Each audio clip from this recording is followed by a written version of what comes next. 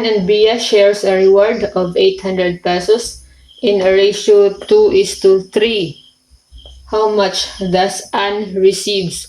Hello everyone, welcome back to our channel. Sa mga nagre-review po for the civil service exam, so meron tayong panibagong problem solving. So this involves ratio.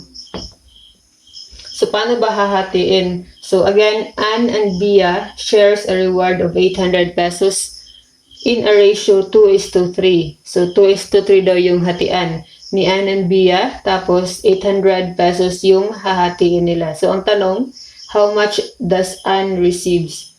So paano ba hahatiin kung ratio yung basihan? So dahil yung tanong po ay magkano daw po yung dapat matanggap ni Ann. So take note, 800 pesos po ang kanilang hahatiin. So first mong gawin is i-add mo itong total ng ratio. So 2 plus 3.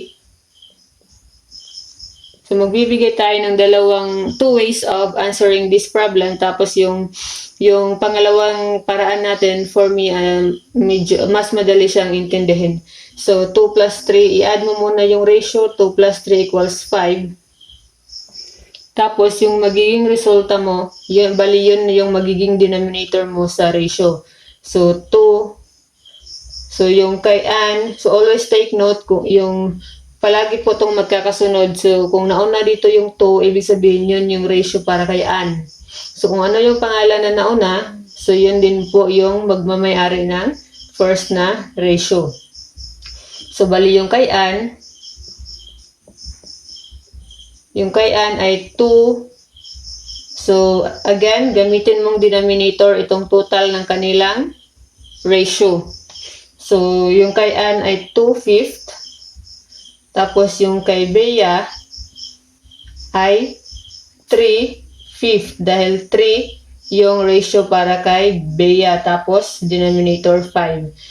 Saka mo siya i-multiply by 800. So, bali, kung in fraction, so yung ginawa natin is, kinuha lang natin yung fraction, tapos, bali, 2/5 yung magiging share para kay Ann, tapos 3/5 yung magiging share para kay Bea.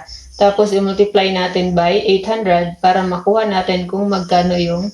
So, in this question, si Ann lang yung tinanong. So, dahil si Ann lang, so ito lang yung dapat na sagot.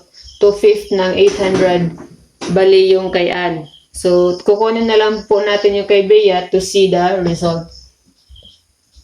So, 2/5 times. So, sa pag-multiply ng fraction, take note, meron dyang denominator na 1 kapag whole number. So, 2 times 800, that is 1,600. Divided by 5 times 1, that is 5. Tapos, 3/5 times 800. 3 times 800, that is 2,400. So, dapat po ay mabilis po tayo sa multiplication and manual division dahil bawal po yung calculator sa civil service exam. So, 5 times 1, that is 5. So, simplify mo. So, 1,600 divided by 5, that is 320. So, bali 320 pesos yung magiging share para kay Ann. So, yun lang po yung sagot dahil yan lang po yung tanong. So, always take note kung ano yung mga what is being asked in the problem para mas mabilis ka. Dahil sa civil service exam, bawal calculator, bawal sobrang limited yung time. So, dapat mabilis kang first mong alamin kung ano yung hinahanap sa problem para alam mo kung ano lang yung isusolve mo. So, itong si Bea, ipapakita na lang din po natin kung paano isolve. So, 2,400 divided by 5 is 480. So, ito yung kay Bea. So, dapat yung total nila ay magiging 800. Yan yung how to check the accuracy of your answer. Dapat yung total nila ay 800. Kasi 800 yung dinivide nila, di ba? So, 800 pesos. So, bali, in 800 pesos, 320 yung kay Ann, 480 yung kay Bea. So, kapag hindi naging 800 yung total, ibig sabihin, merong mali sa pag-share, sa pag-distribute mo ng shares. So another way in solving this, so i-delete muna natin, erase natin to. So take note, 320 pesos yung kay Ann, di ba? So yun yung tamang sagot. So another way of solving is, syempre, i-add mo pa rin yung total ratio, so 2 plus 3 equals 5. Tapos, pwede mong kunin yung one part ng one part ng share. So, kung yung 1 lang. Tapos, pwede mong kunin yun. So, 1. Tapos, denominator mo yung 5. Tapos, multiply mo siya ng 800. That is 800. Dahil for me, mas mabilis to at mas madaling intindihin. So, kunin mo yung 1 part. So, 800 divided by 5, that is 800 divided by 5, that is 160. So, bali yung 160, yun yung for 1 part or 1 ratio. So, ngayon, dahil yung kang Ann ay 2, so, i-multiply mo lang ng 2, itong 160. Dahil bali dalawang 2 shares yung bali kay Ann. So, dahil yung 1 part ay 160, so, i-multiply mo to ng 2 dahil yung 2 kay Ann. So, that is 300. 2 times 0 is 0. 2 times 6 is 12. Carry 1. 2 times 1 is 2 plus 1, 3. So, same pa rin yung result ng first solution natin. 320 pesos yung kay Ann. Tapos yung kay Bea, same pa din yung 1 part na 160. I-multiply mo lang ng 3 dahil 3 yung kay Bea.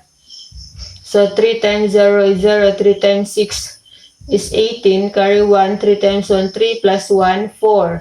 So, 480 pesos yung kay Bea. So, same pa rin yung result. So, pinaka-importante lang is, i-add mo muna yung total ratio para magkaroon ka ng denominator.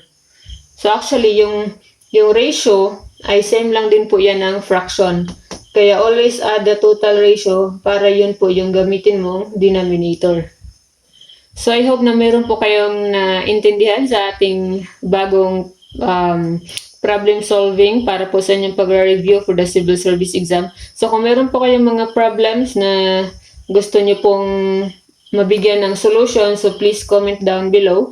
Tapos meron din po tayong Facebook page, Civil Service Review by Janice Dehersey.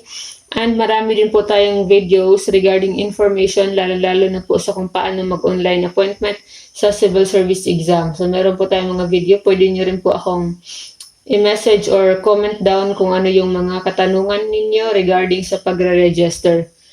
So, if you think this video helps you, so please, at kung gusto nyo mag-offer ng super thanks, please click the super thanks button para to help this channel. Thank you for watching.